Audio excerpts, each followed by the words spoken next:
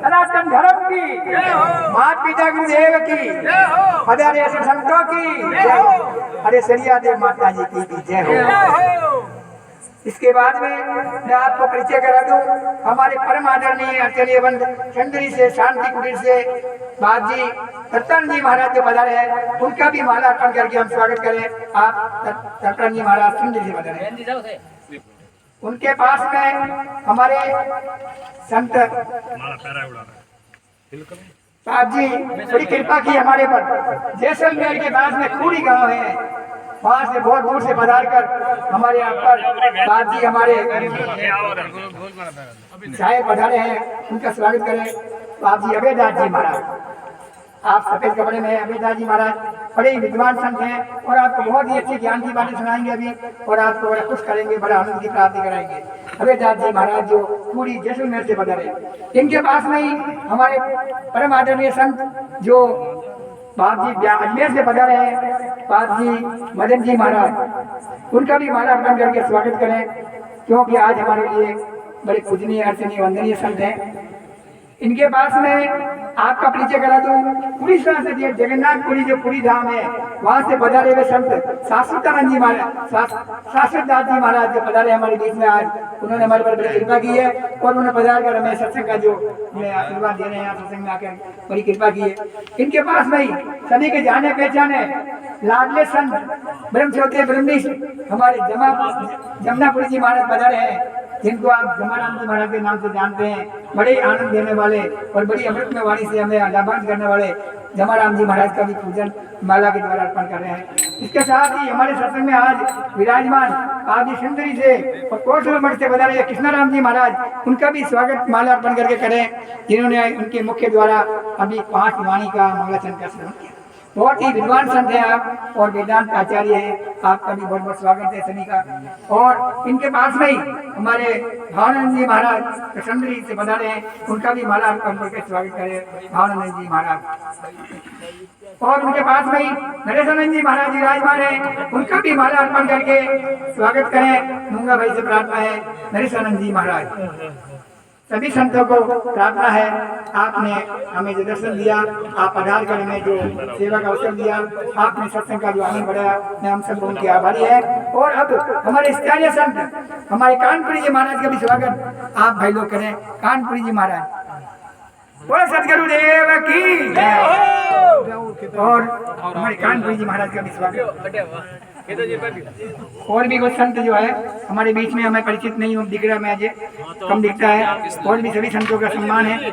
और हमारे बीच में खारवी गांव से पधारे हुए कृष्णाराम जी महाराज, उनका भी आप माला अर्पण करके स्वागत करने की कृपा करें कृष्णाराम जी महाराज। और अब जो है हमें सभी से प्रार्थना है, हमारे जो सत्संग के सेवा भाव है, सेवा कर रहे हैं, उनसे प्रार्थना है सभी को जल सेवा करें और मंगल लाए और तो मंगल दे, क्योंकि सबका मंगल हो। मंगल नाम शिव का है, मंगल नाम गुरु का भी है, इसलिए मंगल देकर के सबको मंगल में सत्संग बनावे। और अब मैं सर्वप्रथम सबसे पहले हमारे सत्संग के आज पूरी कृपा के सत्संग में पधार कर हमारे अर्चनीय वंदनीय प्रातःस्मरणीय संत स्वामी राघवाचार्य जी महाराज से प्रार्थना करूं कि आप अपने 2 शब्द आशीर्वाद कह करके हमें कर्तव्य करें, हम सत्संग का लाभ दें। आप 2 शब्द कह करके सत्संग को आशीर्वाद देने की कृपा करें। राघवाचार्य जी महाराज सागर से पधारे हैं, बहुत बड़ी कृपा की हमारे में। और सतगुरुदेव की जय हो। माइक ले लो आप, आदमी जैसे आपकी इच्छा।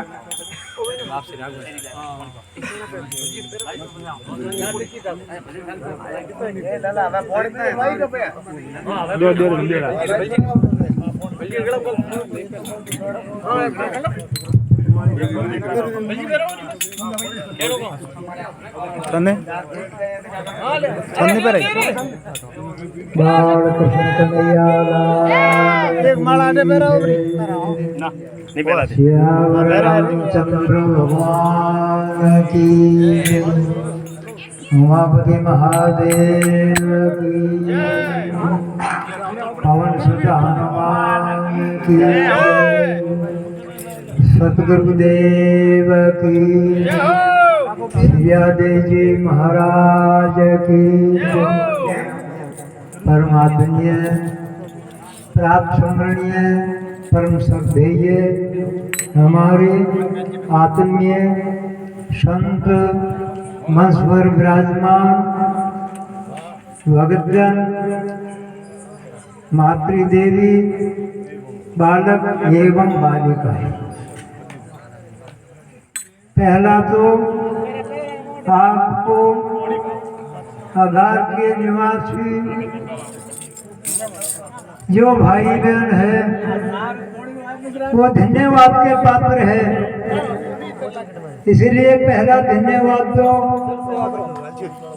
आपके आधार के लोगों को है, जो आपकी कृपा से ये हमारे आत्मीय वंदनीय सब संतों को दर्शन कराने का सौभाग्य आपकी कृपा से भी मिला।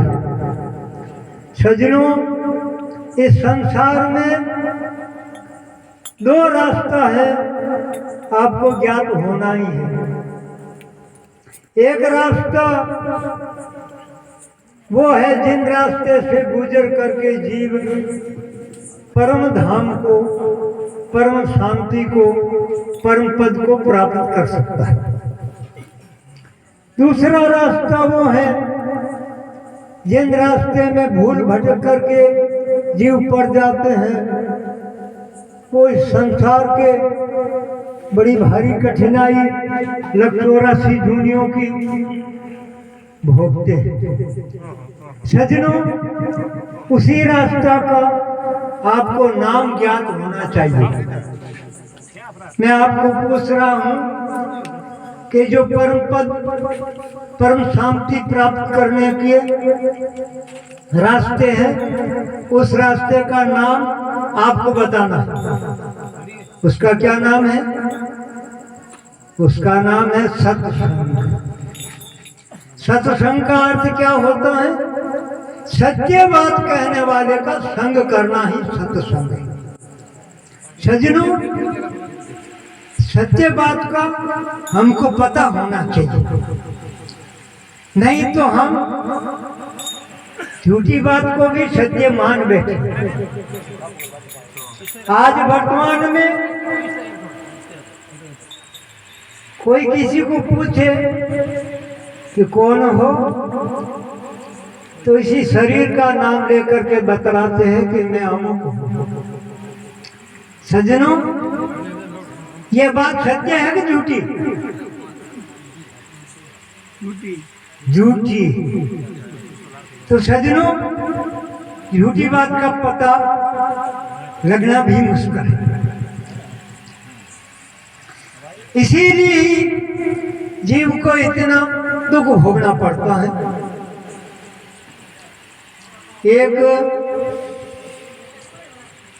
वृत्ति पर भाकर नाम के वेदांत के बड़े शास्त्र है, आपको ज्ञात होगा। उसमें दुख का कारण बताया कि दुख का कारण क्या है, क्यों जीव को इतना दुख भोगना पड़ता है। तो कहते हैं सारे दुख भोगने का कारण एक ही बताया है, यूं अविकृत कौन्तेय में राधा पुत्र प्रतीक चिदानंद घन ब्रह्म में जीव भावती रीत। सज्जनों, अपन जो अपने आप को जीव मान बैठे हैं, ये मान्यता झूठी है। महापुरुष बताते हैं ये मान्यता आपको झूठी पकड़ी। इसमें दृष्टांत तो दे करके समझाया है। कुंती का पुत्र कर्ण, जिनको ये भ्रम हो गया कि मैं एक दासी का पुत्र हूं, लेस मात्र भी दासी पुत्र का उसमें भेष भी नहीं था,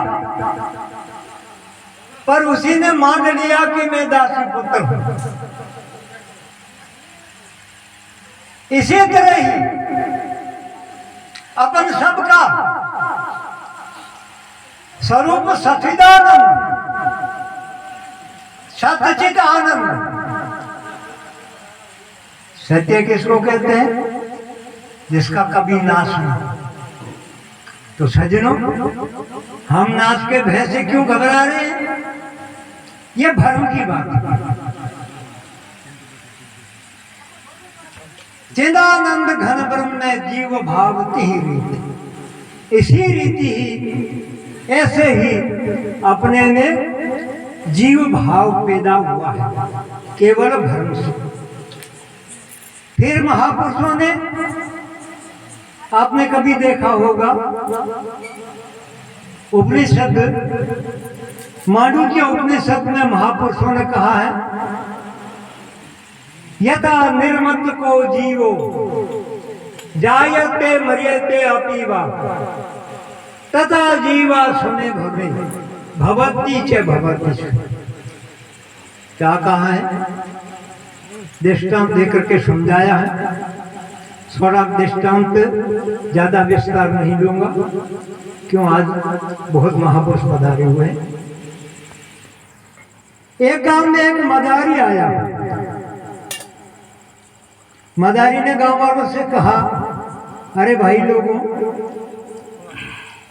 आपकी आज्ञा हो तो मैं आपको एक खेल दिखाऊं, खेल बताऊं।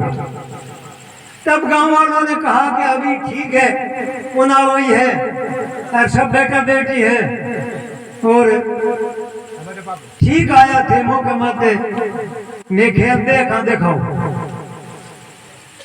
तो खेल की तारीख तय कर दी और गांव के बीच में जो जगह थी उसी जगह में सब लोग भाई बहन जैसे अभी आप आए हैं ऐसे सब आकर के विराजमान हुए। उसी सभा के बीच में मदारी आया, आकर के कहा, भाई लोगों, प्रार्थना है, मैं आपको खेल दिखाने का वादा किया था पर मेरे तो एक काम उपज गया। वो कौन सा काम? इंद्रलोक से फोन आया कि राक्षसों की लड़ाई हो गई हमारे और मेरे को वहां बुलाया है और माफ करना, मैं तो इंद्रलोक को जा रहा हूं और हमारी जो अर्धांगिनी स्त्री है वो आप लोगों के भरोसे है। ऐसे करके उन्होंने अपनी झोली से एक डोरे की कुकड़ी निकाली और ऊपर फेंक करके धागे धागे ऊपर चढ़ गए। सबके देखते देखते सभा के बीच में एक हाथ कट के लोही से लत होकर के आ गिरा। थोड़ी देर में पांव कट के आ गया और थोड़ी देर में सिर अलग, धड़ अलग और लाश आकर के गिर गया। सबने कहा, बेचारा खेल करने के लिए आया और यह दशा हो गई, अब क्या किया जाए? सबने कहा, भाई अंतिम संस्कार करो और तो अब क्या करें, अपन ही है और तो इसी के भाई बंद कोई है नहीं। तब सब गांव लोगों ने शमशान भूमि में जाकर के दाह संस्कार करने के लिए आग लगाई। तो मदार उसकी अर्धंगिया पीछे आ गई और कहा, मैं तो सती बनूंगी, जल जाऊंगी पति के पीछे। सब ने मना किया, अरे हम क्या जवाब देंगे, परिवार वाला आ जाएंगे तो ये तो मर गया तब जलाया, पर जिंदगी को कैसे जलाए? तो किसी का कहना नहीं माना और वो तो आग में कूद गई। अब दाह संस्कार करके वापस आया और उसी स्थान में सब बैठ गए और कहा कि भाई खेल दिखाने के लिए आया और ये क्या हुआ? इतने नहीं, वो ऊपर से फिर सभा के बीच में आकर के उतर गया, आकर के रामा सामा किया और कहा, हमारी जो आपको हेमंत सौंपी थी वो हमारी वापस दो। कहा, वो तो सती बन गई। अरे किसी ने लारे बनी, वो तेरे लारे। अरे झूठ की कोई सीमा होती है? आपके सामने खड़ा हूं फिर कहते हो कि 13 लाख। कहा भाई हुआ तो ऐसे। कहा तुम्हारी नींद खराब हुई है, कुछ नहीं हुआ, मैं अभी आवाज दे रहा हूं। कहा एक फालूतिये की माँ तुम कहाँ है? कहा थारे चौधरी ने मैंने कमरे में बंद कर दी नहीं, इस कमरे में तालो दीदड़ो माँ बैठी। अरे देखो चौधरियों की नींद कितनी खराब है, आजा अभी आजा।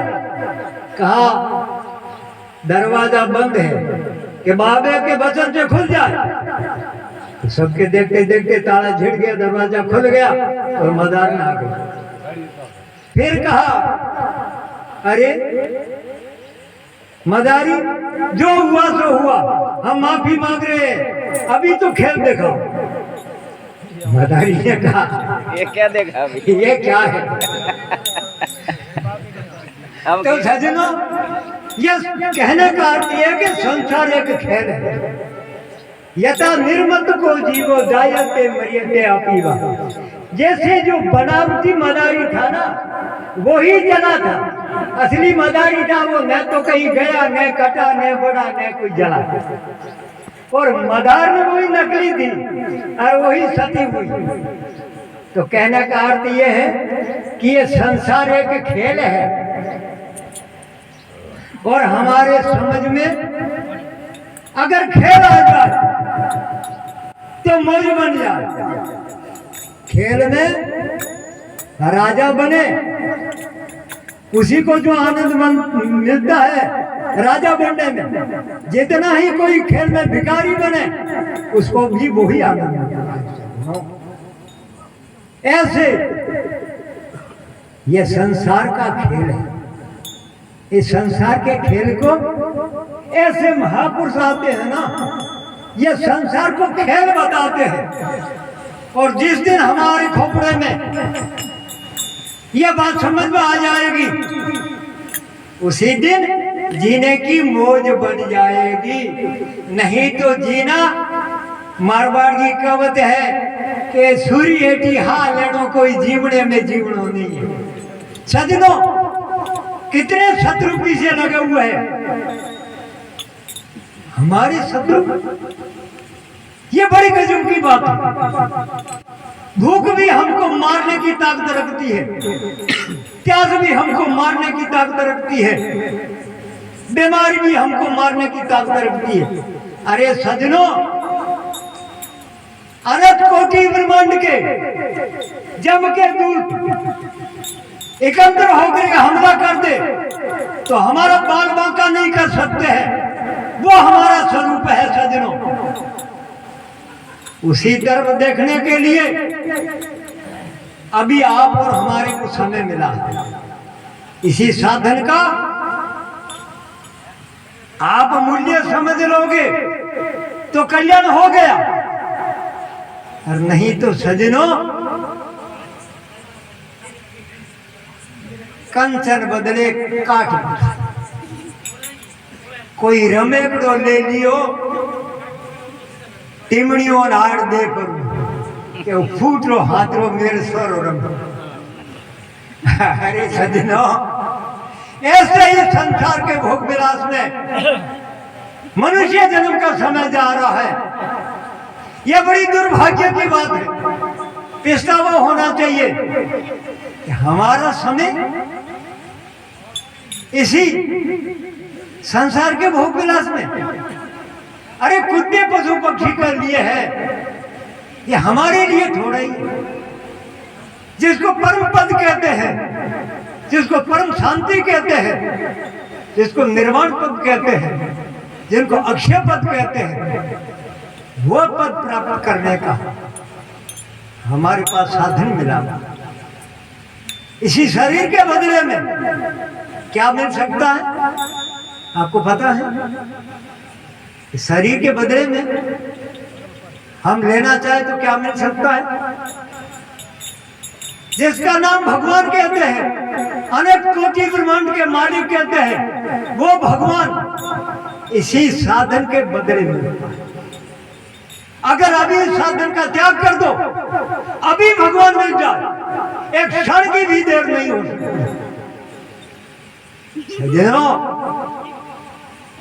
और लाइने में बड़े दो दान को गणीजे एर लाइनो लारे उगो एर वो साधन आपने कहने रहना कौन व्यर्थ चले जाएगा। इस वास्ते सज्जनों, इसी का सदुपयोग करना और इसी का सदुपयोग करना ही कल्याण है, इसी का सदुपयोग करना ही आनंद है, इसी का सदुपयोग करना ही परम पद है, और इसी का दुरुपयोग करना ही नरक है, इसी का दुरुपयोग करना ही लठोरासी दुनिया है। अब आपके हाथ में है, आप सदुपयोग करना चाहते हो तो ऐसे आप सदुपयोग नहीं कर सकोगे। सदुपयोग करना आपके वश का नहीं है। आप महापुरुषों की सत्संग करोगे, महापुरुषों की बात आप समझोगे, तब आप सदुपयोग कर सकोगे। इस वास्ते सज्जनों, आज आपके अघार गांव का कोई भाग्य उदय हुआ है और अघार गांव वालों ने हमारे पर भी कृपा करी है। ऐसे महापुरुषों का दर्शन हमको भी मिला है। आप जैसे सजन, आप जैसे भगत, आप जैसे भगवान के प्यारे, भगवान के लाडलों का दर्शन हमको भी हुआ है। जय हो जय हो जय हो जय हो। अभी आपके सामने और भी बहुत संत आए हैं जो घाट घाट का पानी और मुख मुख की वाणी। बाल कृष्ण कन्हैया लाल की जय हो।